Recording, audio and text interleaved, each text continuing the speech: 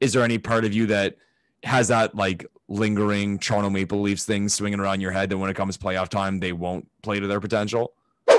No, to be honest, I'm not worried because I've been watching this team very closely this season, game in and game out. And honestly, Lepore, for 90% of the games they've played so far, I've thought they were the better team. And maybe that's a little bit too high. But if you've truly been tracking this team all season and you've seen them play against all the other Canadian teams, you cannot sit there and tell me with a straight face that any of those teams are better than the Leafs. Right. There's no way in hell.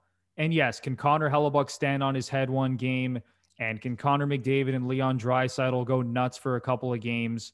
But right now, where we are, halfway through the season at this point, I still don't think there is a single team in this Canadian division that can beat the Leafs in a 7-game playoff series when the Leafs play their best hockey. And do they have to play their absolute best hockey to beat these teams? Not really. But if the Leafs are playing to 90 to 95% of their potential in a 7-game series, I still think it's going to be very difficult for any of these teams to beat them in a 7-game playoff series. Fully agree. Some of those numbers, like you mentioned, that 4-3 loss to Winnipeg. And again, like this is one game. So people can say, oh, you're taking examples from one game. I just found this game hilarious. Some of the 5v5 shot metrics. Okay. So again, Winnipeg won 4-3. 5-on-5, the shot attempts were 53-32 Toronto. The unblocked attempts were 44-30 for Toronto. The shots on goal were 32-19 for Toronto. The scoring chance area attempts were 40-15 for Toronto. And the high danger area attempts were 16-5 Toronto. That's more than 3-1 for high danger scoring chances. Unbelievable. Like that's shit kicking a team, and you lost 4-3. And again, we're not completely letting them off the hook. You have to fucking score, but just pointing to certain types of losses and where you can just say, you're showing me you're a really good team.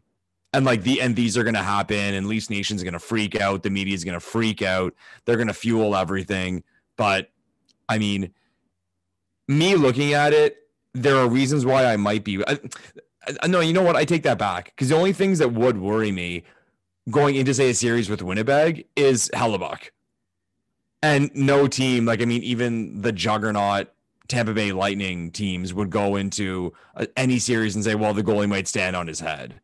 And you get into the playoffs and you're going to play a really good goalie at some point. Yeah, that's almost a fear with any team. With any team. So if you're going in saying, please, God, don't let their goalie play out of his mind, well, I mean, every team's going to say that, and you're in pretty good shape. So I'm in the same boat with you that I'm not absolutely worried.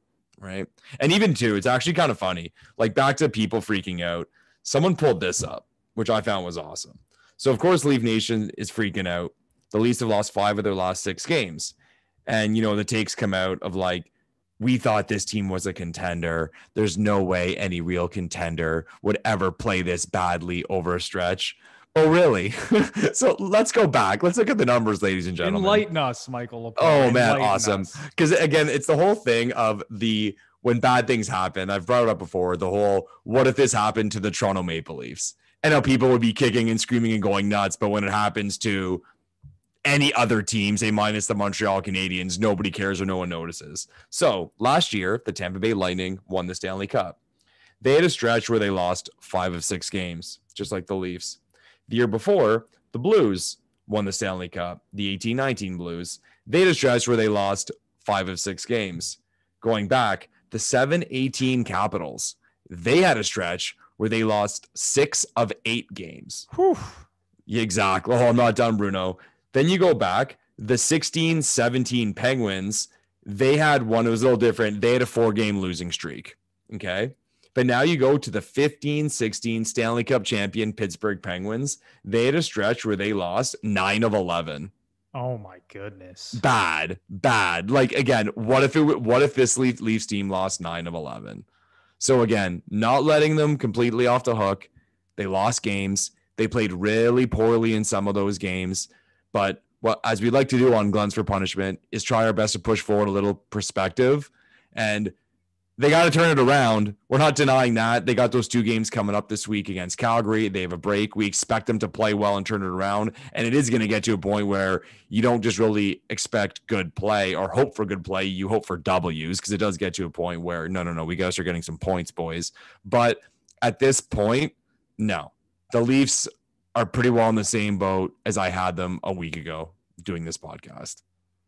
I'm right there with you, man. And if I can pick one thing that's been frustrating and that maybe I am a little bit scared of as we, play the second half of the season and get into the playoffs, it's the goaltending, Lepore. That's the one thing, because when I look at this team from top to bottom, when I look at their forward group and I look at the defense core, there really isn't a lot of holes.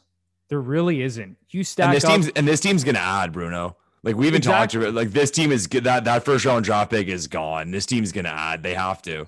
This team is all in this season. All right. They have an Amazon filming crew following them around. I keep forgetting about that. They've already traded, first round draft picks in the past, getting Jake Muzzin. They dealt a first round pick just to get rid of friggin' Patrick Marleau. Like Kyle Dubas is not going to be afraid to make a move here. He's going to be aggressive. And he knows that his team is really, really good and that they have a pretty damn good chance of winning the Stanley Cup. And, like I mentioned, there's really not that many holes on this roster. And I know that, some people listening to this podcast aren't following, the ins and outs of every other team in the NHL. But I promise you, you go through all those teams and their rosters and the way they've been playing this season, I would stack up the Leafs to really any of the top teams in the league.